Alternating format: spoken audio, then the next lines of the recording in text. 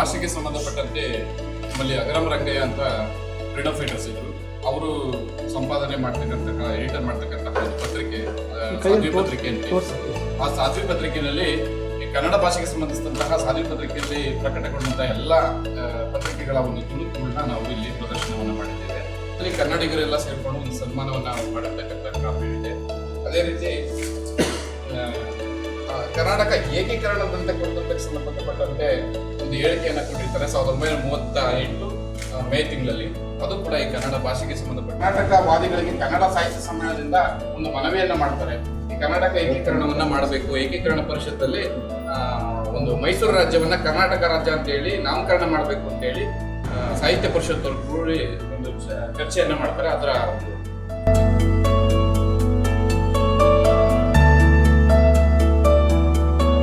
ಏನು East India ಕಂಪನಿಯ ಪತ್ರ ವ್ಯವಹಾರಗಳು ಶುರುವಾಯಿತು, ಅಲ್ಲಿಂದನೂ ಅಲ್ಲಿ ದಾಖಲೆಗಳು ತಗೊಂಡ್ರೆ ಟಿಪ್ಪು ಬರೆದಿರ್ತಕ್ಕಂಥ ಪತ್ರಗಳಿಂದ ಮೂಲ ಒರಿಜಿನಲ್ ಪತ್ರಗಳಿಂದ ಶುರುವಾದರೆ ಈಗ ಹೇಳ್ತಾ ಇದ್ದಾರೆ ಸರ್ 2019ವರೆಗೂ ಇಲ್ಲಿ ದಾಖಲೆಗಳು ನಮ್ಗೆ ಸಿಗ್ತಾವೆ. ಮಹಾತ್ಮ ಗಾಂಧಿ ಸ್ವಂತ ಬರೆದಿರ್ತಕ್ಕಂಥ ಲೆಟರ್ ಎಲ್ಲೂ ಸಿಕ್ಕೋದಿಲ್ಲ, ಇಲ್ಲಿ ಸಿಗತ್ತೆ. ಅದು ರಾಮಸ್ವಾಮಿ ವೃತ್ತ ಕೇಳಿದ್ರೆ ಅವ್ರದ್ವೇ ಆ ರಾಮಸ್ವಾಮಿ ವೃತ್ತಕ್ಕೆ ಒಂದು ಇತಿಹಾಸ ಇದೆ. ಸೆಪ್ಟೆಂಬರ್ 4ನೇ ತಾರೀಕು ಹೋರಾಟ ನಡೀತು, ಸೆಪ್ಟೆಂಬರ್ 5ನೇ ತಾರೀಕು ಗೋಲಿಬಾರ್ ಆಯ್ತು, ಬೆಳಿಗ್ಗೆ 11 ಗಂಟೆಗೆ. ಇಷ್ಟು ಸ್ಪೆಸಿಫಿಕ್ ಆಗಿ ಮಾಹಿತಿ ಸಿಗ್ತದೆ ಅಂದ್ರೆ ಅದು ಪತ್ರಗಾರ ಇಲಾಖೆಯಲ್ಲಿ ಮಾತ್ರ. ಇಡೀ ಕರ್ನಾಟಕದಲ್ಲಿ ವೈಜ್ಞಾನಿಕವಾಗಿ ಕರೆಕ್ಟ್ ಆದಂತ ಮಾಹಿತಿ ಸಿಗ್ತದೆ ಅಂದ್ರೆ ಅದು ಪತ್ರಗಾರ ಇಲಾಖೆಯಲ್ಲಿ ಮಾತ್ರ. ಈ ಜನರಲ್ ಕ್ಯಾಪ್ಟನ್ ಡಾವೇಸ್ ಅನ್ನೋ ಒಬ್ಬ ಅಧಿಕಾರಿ ಏನ್ ಮಾಡ್ತಾನೆ, 1908ರ ಸಮಯದಲ್ಲಿ 1908ರಲ್ಲಿ ಒಂದು KRS ಅಣೆಕಟ್ಟು ನಿರ್ಮಾಣ ಅಂತ ಸಮಯದಲ್ಲಿ ಪ್ರವಾಹ ಬರುತ್ತೆ, ನೀರು ಜೋರಾಗಿ ಮಳೆ ಬಂದು ಪ್ರವಾಹ ಬರುತ್ತೆ. ಆ ಸಂದರ್ಭದಲ್ಲಿ ಏನ್ ಮಾಡ್ತಾರೆ, ಕಾರ್ಮಿಕರು ಕೆಲಸ ಮಾಡ್ತಕ್ಕಂಥ 4-5 ಜನ ಇನ್ನೇನವರು ಸತ್ತೋಗ್ತ ಮಟ್ಟಕ್ಕೆ ಬಂದ್ಬಿಡ್ತಾರೆ. ಆ ಸಂದರ್ಭದಲ್ಲಿ ಸ್ವತಃ ಇವರೇ ಒಂದು ದೋಣಿಯನ್ನ ತಗೊಂಡು ಹೋಗಿ ಅವರು ಆ 4 ಜನನ್ನ ಸೇಫ್ ಮಾಡ್ತಾರೆ.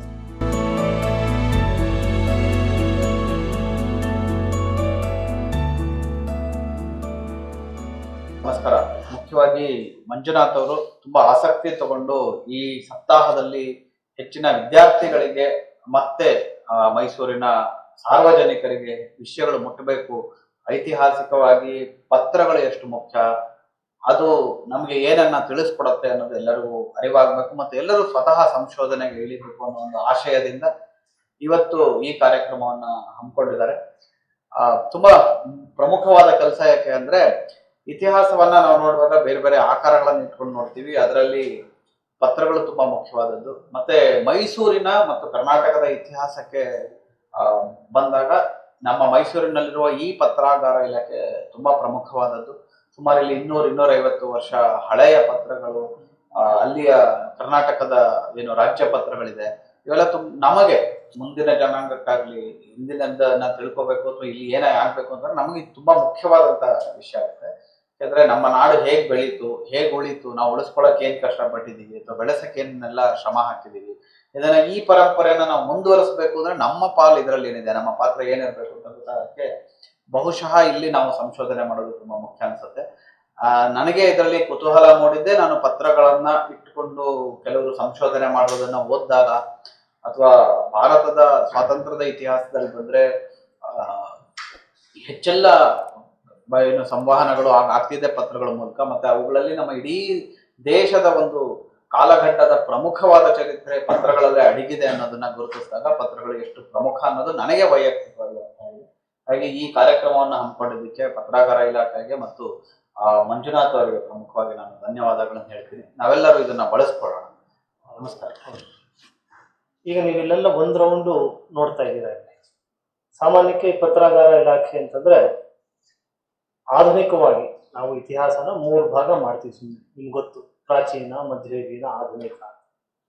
ಆಧುನಿಕ ಇತಿಹಾಸವನ್ನು ಅಧ್ಯಯನ ಮಾಡೋದಕ್ಕೆ ಅಗತ್ಯವಾಗಿರ್ತಕ್ಕಂಥ ಮೂಲ ದಾಖಲೆಗಳನ್ನ ನಾವಿಲ್ಲಿ ನೋಡ್ತೀವಿ.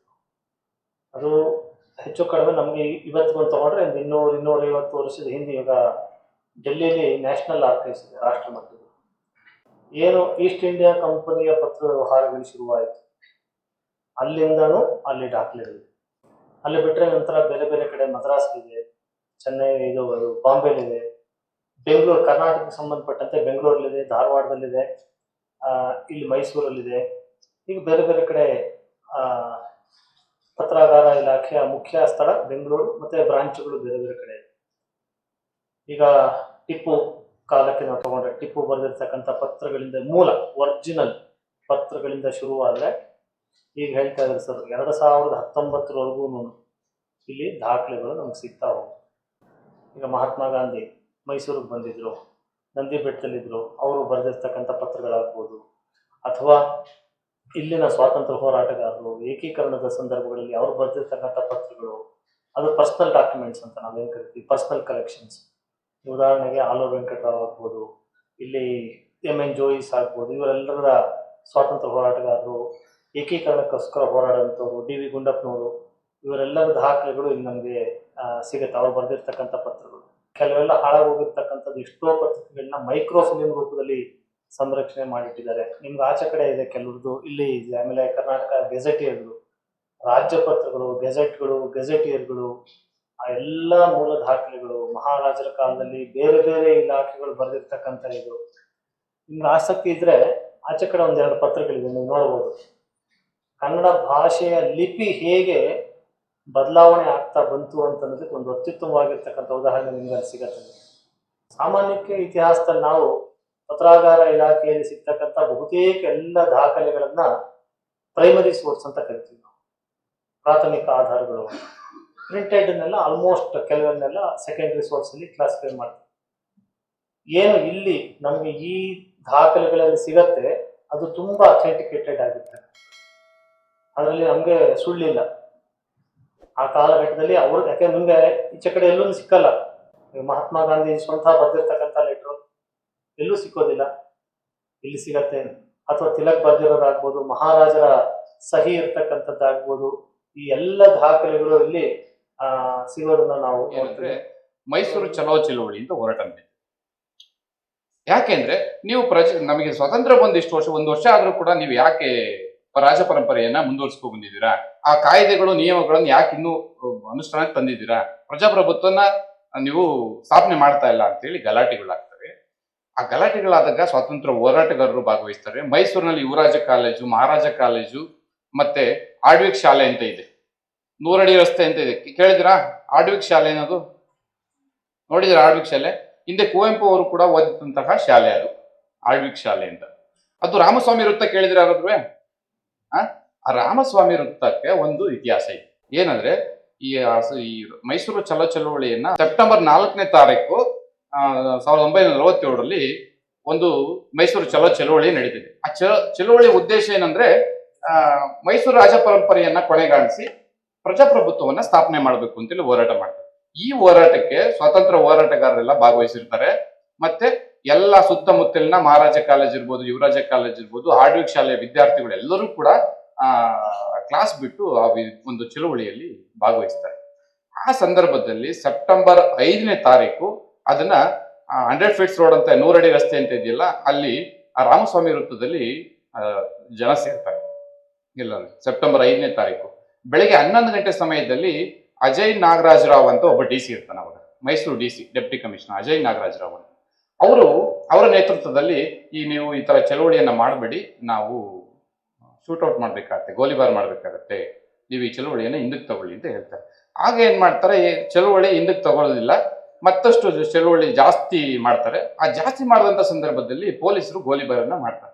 ಗೋಲಿಬಾರ್ ಅಂತ ಮಾಡಿದಂತ ಸಂದರ್ಭದಲ್ಲಿ ತಕ್ಷಣವಾಗಿ ಒಬ್ಬ ರಾಮಸ್ವಾಮಿ ಅನ್ನೋ ಒಂದು ಹುಡುಗ ಸತ್ತೋಗ್ತಾನೆ. ಅವನು ಮೂಲತಃ ಹಾಸನ ಜಿಲ್ಲೆ ಅರಸೀಕೆರೆ ತಾಲೂಕಿನ ಬಾಣವರದ. ಇವನಿಲ್ಲಿ ಹಾಸ್ಟೆಲ್ ಅಲ್ಲಿ ಇದ್ಕೊಂಡು ಓದ್ತಾ ಇರ್ತಾನೆ. ಸುಣ್ಣದ ಕೆರೆ ಅನ್ನೋ ಒಂದು ಹಾಸ್ಟೆಲ್ ಅಲ್ಲ, ಅವರ ಯಾರೋ ರಿಲೇಷನ್ ಮನೆಯಲ್ಲಿ ಸುಣ್ಣದ ಕೆರೆ ಅನ್ನೋ ಒಂದು ಮೈಸೂರಲ್ಲಿ ಅಲ್ಲಿ ಅವರ ರಿಲೇಷನ್ ಮನೆಯಲ್ಲಿ ಓದ್ತಾ ಇರ್ತಾನೆ. ಅವನು ಆಳ್ವಿಕ್ ಶಾಲೆಯ ವಿದ್ಯಾರ್ಥಿ. ಪಕ್ಕದಲ್ಲೇ ಇದೆ ಆಳ್ವಿಕ್ ಶಾಲೆ. ಆಳ್ವಿಕ್ ಶಾಲೆಯನ್ನು ಓದ್ತಾ ಇರ್ತಾನೆ. ಅವನು ಗೋಲಿಬಾರ್ ಮಾಡಿದಂತ ಸಂದರ್ಭದಲ್ಲಿ ಅವನು ಡೆತ್ ಆಗಿಬಿಡ್ತಾನೆ, ಇಮಿಡಿಯೇಟ್ ಡೆತ್ ಆಗಿಬಿಡ್ತಾನೆ. ಅದ್ರ ಜೊತೆಗೆ ಇನ್ನೂ ಇಬ್ರು ಕೂಡ ವಿದ್ಯಾರ್ಥಿಗಳು ಹಾಸ್ಪಿಟಲ್ ಅಲ್ಲಿ ಡೆತ್ ಆಗ್ತಾರೆ. ಈ ರಾಮಸ್ವಾಮಿ ಡೆತ್ ಆದಂತ ಸಂದರ್ಭದಲ್ಲಿ ಸುಮಾರು ನಂತರ ಒಂದು 6 ತಿಂಗಳ ತನಕ ರಾಮಸ್ವಾಮಿ ವೃತ್ತ ಅಂತ ಹೆಸರಿಡಲ್ಲ. ಅವಾಗ ಹೋರಾಟವನ್ನ ಮಾಡ್ತಾರೆ. ಆ ಹೋರಾಟದ ಫಲವಾಗಿ ಹಲವಾರು ಕನ್ನಡ ಪರ ಹೋರಾಟಗಾರರು ಸಾಕಷ್ಟು ಚಳುವಳಿ ಮತ್ತೆ ಹೋರಾಟ ಮಾಡ್ತಾರೆ. ಈ ಒಂದು ವೃತ್ತಕ್ಕೆ ರಾಮಸ್ವಾಮಿ ಅನ್ನೋ ಒಂದು ಹೆಸರನ್ನ ಇಡಿ ಅಂತೇಳಿ ಹೋರಾಟವನ್ನು ಮಾಡ್ತಾರೆ. ಅಂತಿಮವಾಗಿ ಅದು ರಾಮಸ್ವಾಮಿ ವೃತ್ತ ಅಂತೇಳಿ ಘೋಷಣೆಯನ್ನು ಮಾಡ್ತಾರೆ. ಇದು ಒಂದು ನಾನು ಒಂದೇ ಒಂದು ಸಿಂಪಲ್ ಇತಿಹಾಸವನ್ನು ಹೇಳಿದೆ. ಈ ವಿಚಾರ ನಿಮಗೆ ಗೊತ್ತಿತ್ತಾ? ಗೊತ್ತಿರಲಿಲ್ಲ. ನೋಡಿ, ಕಥೆಯಾದ ರೂಪದಲ್ಲಿ ಇದ್ರೂ ಕೂಡ ಇದರಲ್ಲಿ ಕೆಲವೊಂದಿಷ್ಟು ವೈಜ್ಞಾನಿಕ ಸತ್ಯಗಳಿದೆ. ಈ ವಿಷಯಗಳನ್ನ ವೈಜ್ಞಾನಿಕವಾಗಿ ಕಟ್ಟುಕತೆ ಅಲ್ಲ ಇವು. ಈ ಸತ್ಯಗಳನ್ನ ನಿಮಗೆ ತಿಳಿಬೇಕಂದ್ರೆ ಏನಿರ್ಬೇಕು? ದಾಖಲೆಗಳಿರ್ಬೇಕು. ಈ ಎಲ್ಲಾ ದಾಖಲೆಗಳು ನಮ್ಮ ಪತ್ರಕಾರ ಇಲಾಖೆಯಲ್ಲಿ ಇದೆ. ಇವತ್ತು ನಾವು ನೋಡಿದ್ರಲ್ಲ ಸಾಧ್ವಿ ಪತ್ರಿಕೆ ಅಂತ, ಆ ಸಾಧ್ವಿ ಪತ್ರಿಕೆಯಲ್ಲಿ ಮಾಹಿತಿ ಇದೆ. ಆಮೇಲೆ ಮೈಸೂರಿನಲ್ಲಿ ಒಂದು ಇಡೀ ಮೈಸೂರು ಜಿಲ್ಲೆಯ ಡಿಸ್ಟ್ರಿಕ್ಟ್ ಪ್ರೊಫೈಲ್ ಅನ್ನೋ ಒಂದಿದೆ. ಅದು ಮೈಸೂರು ಡಿಸ್ಟ್ರಿಕ್ಟ್ ಗೆಜೆಟಿಯರ್ ಅಂತ. ಹಿಂದೆ ಸೂರ್ಯನಾಥ್ ಕಾಮತ್ ಅಂತ ಒಬ್ರು ಸಂಶೋಧಕರು ಇದ್ರು, ಅವರು ಬರೆದಿರ್ತಕ್ಕಂತಹ ಪುಸ್ತಕ. ಆ ಪುಸ್ತಕದಲ್ಲೂ ಕೂಡ ನಾನು ಹೇಳಿದಂತ ಸ್ಟೋರಿ ಬಗ್ಗೆ ಉಲ್ಲೇಖ ಆಗಿದೆ. ಮತ್ತೆ ಸಾಧ್ವಿ ಪತ್ರಿಕೆಯಲ್ಲಿ ಸೆಪ್ಟೆಂಬರ್ 4ನೇ ತಾರೀಕು ಹೋರಾಟ ನಡೀತು, ಸೆಪ್ಟೆಂಬರ್ 5ನೇ ತಾರೀಕು ಗೋಲಿಬಾರ್ ಆಯ್ತು, ಬೆಳಿಗ್ಗೆ 11 ಗಂಟೆಗೆ. ಇಷ್ಟು ಸ್ಪೆಸಿಫಿಕ್ ಆಗಿ ಮಾಹಿತಿ ಸಿಗ್ತದೆ ಅಂದ್ರೆ ಅದು ಪತ್ರಗಾರ ಇಲಾಖೆಯಲ್ಲಿ ಮಾತ್ರ. ಇಡೀ ಕರ್ನಾಟಕದಲ್ಲಿ ವೈಜ್ಞಾನಿಕವಾಗಿ ಕರೆಕ್ಟ್ ಆದಂತ ಮಾಹಿತಿ ಸಿಗ್ತದೆ ಅಂದ್ರೆ ಅದು ಪತ್ರಗಾರ ಇಲಾಖೆಯಲ್ಲಿ ಮಾತ್ರ ಲಭ್ಯತೆ ಇದೆ. ಇದು ಒಂದು ಸ್ಟೋರಿ ನಿಮ್ಗೆ ಹೇಳಿ. ಇನ್ನೊಂದು ಸ್ಟೋರಿ ಹೇಳಲಿಕ್ಕೆ ನಾನು ಬಯಸ್ತೇನೆ. ಈಗ KRS ಅಣೆಕಟ್ಟನ್ನ ಕಟ್ಟಿದ್ರು. ಯಾರು ಕಟ್ಟಿಸ್ತವ್ರು? ಯಾರು? ನಾಲ್ವಡಿ ಕೃಷ್ಣರಾಜ ಒಡೆಯರು. ಕಟ್ಟಿದವರು ವಿಶ್ವೇಶ್ವರಯ್ಯ ಅಂತ ಹೆಸರು ಸಾಮಾನ್ಯವಾಗಿ. ಈಗ ಅದು ನಿಜನೇ, ಸರ್ ಎಂ ವಿಶ್ವೇಶ್ವರಯ್ಯನವರು ಕಟ್ಟಿದ್ರು. ಅದಕ್ಕೆ ಅವರು ಸರ್ ಎಂ ವಿಶ್ವೇಶ್ವರಯ್ಯನವರು ಮುಖ್ಯ ಇಂಜಿನಿಯರ್ ಆಗೋದಕ್ಕಿಂತ ಮುಂಚೆ ಒಬ್ರು ಪ್ರಭಾರ ಇಂಜಿನಿಯರ್ ಆಗಿ ಕೆಲಸ ಮಾಡ್ತಾರೆ. ಅವರು ಬ್ರಿಟಿಷ್ ಅಧಿಕಾರಿ, ಇಂಜಿನಿಯರ್ ಆಗಿದ್ದರು. ಅವ್ರ ಹೆಸರು ಜನರಲ್ ಕ್ಯಾಪ್ಟನ್ ಡಾವೇಸ್ ಅಂತ ಅಧಿಕಾರಿ. ಈ ಜನರಲ್ ಕ್ಯಾಪ್ಟನ್ ಡಾವೇಸ್ ಅನ್ನೋ ಒಬ್ಬ ಅಧಿಕಾರಿ ಏನ್ ಮಾಡ್ತಾನೆ, 1908ರ ಸಮಯದಲ್ಲಿ 1908ರಲ್ಲಿ ಒಂದು KRS ಅಣೆಕಟ್ಟು ನಿರ್ಮಾಣ ಅಂತ ಸಮಯದಲ್ಲಿ ಪ್ರವಾಹ ಬರುತ್ತೆ, ನೀರು ಜೋರಾಗಿ ಮಳೆ ಬಂದು ಪ್ರವಾಹ ಬರುತ್ತೆ. ಆ ಸಂದರ್ಭದಲ್ಲಿ ಏನ್ ಮಾಡ್ತಾರೆ, ಕಾರ್ಮಿಕರು ಕೆಲಸ ಮಾಡ್ತಕ್ಕಂಥ 4-5 ಜನ ಇನ್ನೇನವರು ಸತ್ತೋಗ್ತ ಮಟ್ಟಕ್ಕೆ ಬಂದ್ಬಿಡ್ತಾರೆ. ಆ ಸಂದರ್ಭದಲ್ಲಿ ಸ್ವತಃ ಇವರೇ ಒಂದು ದೋಣಿಯನ್ನ ತಗೊಂಡು ಹೋಗಿ ಅವರು ಆ 4 ಜನನ್ನ ಸೇಫ್ ಮಾಡ್ತಾರೆ, ಕ್ಯಾಪ್ಟನ್ ಡಾವಿಸ್ ಅವರು. ಕೊನೆಗೆ ಅವರು ಬದುಕುಳಿಯಲ್ಲ. ಆ 4 ಜನ ಕಾರ್ಮಿಕರನ್ನ ಬದುಕಿಸ್ತಾರೆ. ಆದ್ರೆ ಜನರಲ್ ಕ್ಯಾಪ್ಟನ್ ಡಾವಿಸ್ ಅನ್ನೋರು ಅವರು ಬದುಕುಳಿಯಲ್ಲ, ಸುತ್ತೋಗ್ಬಿಟ್ರು. ಆ ಒಂದು ವಾರ್ತೆನ ನಮಗೆ ನಾಲ್ವಡಿ ಕೃಷ್ಣರಾಜ ಒಡೆಯರು, ಅವರ ಸೇವೆ ಬಹಳ ಇಂಪಾರ್ಟೆಂಟ್. KRS ಅಣೆಕಟ್ಟು ನಿರ್ಮಾಣ ಮಾಡೋ ಸಂದರ್ಭದಲ್ಲಿ ನಮ್ಮ ದೇಶದವರಲ್ಲ ಅವರು ಬ್ರಿಟನ್ ದೇಶದವರು ಕೂಡ ನಮ್ಮ ಒಂದು KRS ಅಣೆಕಟ್ಟು ನಿರ್ಮಾಣ ಕಟ್ಟದಲ್ಲಿ ಅವರ ಪ್ರಾಣವನ್ನ ತ್ಯಾಗ ಮಾಡಿರ್ತಕ್ಕಂಥದ್ದು ಇದು ಸಾಮಾನ್ಯ ಸಂಗತಿ ಅಲ್ಲ. ಇದು ಮುಂದಿನ ಪೀಳಿಗೆಗೆ ಗೊತ್ತಾಗ್ಬೇಕು. ಇದು ಯಾವಾಗ್ಲೂ ಕೂಡ ಈ ಇತಿಹಾಸ ಉಳಿಬೇಕು, ಎಲ್ಲರ ಮನಸ್ಸಲ್ಲೂ ತಿಳ್ಕೊಬೇಕು ಇತಿಹಾಸವನ್ನ ಅಂತ ಹೇಳ್ಬಿಟ್ಟು ನಾಲ್ವಡಿ ಕೃಷ್ಣರಾಜ ಒಡೆಯರು 1909ನೇ ತಾರೀಕು ಆಗಸ್ಟ್ ತಿಂಗಳಿನ ಒಂದು ಗೆಜೆಟ್ ನಲ್ಲಿ, ಮೈಸೂರು ಗೆಜೆಟ್ ನಲ್ಲಿ ಅಧಿಕೃತವಾಗಿ ಪ್ರಕಟವನ್ನು ಮಾಡ್ತಾರೆ. ಈಗ ನಾನು ಹೇಳಿದ್ನಲ್ಲ, ಈ ಸ್ಟೋರಿ ನಮಗೆ ಗೊತ್ತಾಗ್ತಕ್ಕಂಥದ್ದು ಯಾವಾಗ? ಈ ತರದ ಒಂದು ದಾಖಲೆಗಳನ್ನ ನಾವು ಸಂರಕ್ಷಣೆ ಮಾಡಿದ್ರೆ, ದಾಖಲೆಗಳಿಂದ ಮಾತ್ರ ಕೆಲವೊಂದಿಷ್ಟು ವಿಷಯಗಳು ನಮಗೆ ಸಿಗ್ತಾ ಹೋಗ್ತದೆ. ನಾನು ಈ 2 ಉದಾಹರಣೆಗಳನ್ನ ಸಿಂಪಲ್ ಆಗಿ ನಿಮ್ಗೆ ಯಾಕೆ ಹೇಳಿದೆ ಅಂದ್ರೆ, ದಾಖಲೆಗಳು ನಮ್ಗೆ ಯಾಕೆ ಬೇಕು ಅನ್ನೋದಕ್ಕೆ. ಈಗ ಅರ್ಥ ಆಯ್ತಾ ನಿಮ್ಗೆ? ನಾವು ಕರೆಕ್ಟಾಗಿ ವಿಷಯಗಳನ್ನ ತಿಳ್ಕೊಬೇಕಂದ್ರೆ ಮತ್ತೆ ಮುಂದಿನ ಪೀಳಿಗೆಗೆ ದಾಖಲೆಗಳ ಬಗ್ಗೆ ಹೇಳ್ಬೇಕಂದ್ರೆ ನಮಗೆ ಈ ಒಂದಿಷ್ಟು ದಾಖಲೆಗಳನ್ನ ನಾವು ಸಂರಕ್ಷಣೆ ಮಾಡಿ ಅದನ್ನ ಇಟ್ಕೊಂಡ್ರೆ, ದಾಖಲೆಗಳ ಬಗ್ಗೆ ಅಧ್ಯಯನ ಮಾಡಿದ್ರೆ ನಾವು ಮುಂದಿನ ಪೀಳಿಗೆಗೆ ನಾವು ಕೂಡ ಗೈಡ್ ಮಾಡ್ಬೋದು, ಮತ್ತೆ ಸರ್ಕಾರಕ್ಕೂ ನಿಮಗೂ ವೈಯಕ್ತಿಕವಾಗಿಯೂ ಎಲ್ಲರಿಗೂ ಕೂಡ ಇದು ಅನುಕೂಲ ಆಗ್ತದೆ ಅಂತ ಹೇಳಿ ನಾನು ಭಾವಿಸಿ ನನ್ನ ಈ ಒಂದು ಉದ್ಘಾಟನಾ ಸಮಾರಂಭ ಕಾರ್ಯಕ್ರಮದ ಮಾತಕ್ಕೆ ವಿರಾಮವನ್ನು ಕೊಡ್ತೇನೆ. ನೆಕ್ಸ್ಟ್